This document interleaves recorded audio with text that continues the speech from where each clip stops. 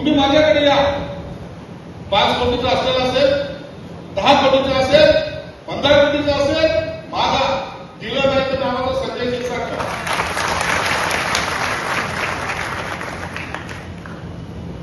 आपल्या बाबाचं चाललंय का? सरकारचा पैसा वापरायचा कसं एवढी अक्कल आपण ठेवायची, बाहेर काय करायचं.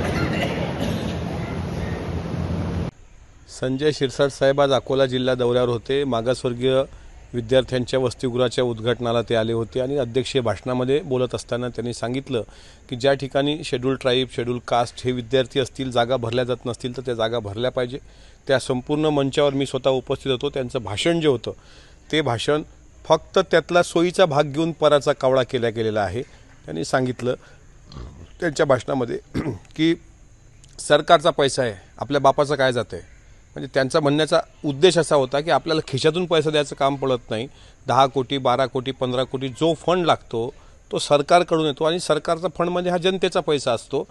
त्याच्यामुळे त्यांनी त्यांच्या नेहमीच्या शैलीमध्ये ते भाष्य केलं. मात्र परत एकदा पराचा कावळा केला गेला आणि त्यांचं वादग्रस्त विधान असं दाखवलं गेलं. मात्र हे साफ चूक आहे. त्यांनी असं कुठल्याही प्रकारचं वादग्रस्त विधान केलं नाही. वाटल्यास आपण त्यांचं संपूर्ण भाषण ऐकावं. आम्ही साक्षीदार आहोत. कुठलंही वादग्रस्त विधान त्यांच्याकडून झालेलं दिसत नाही.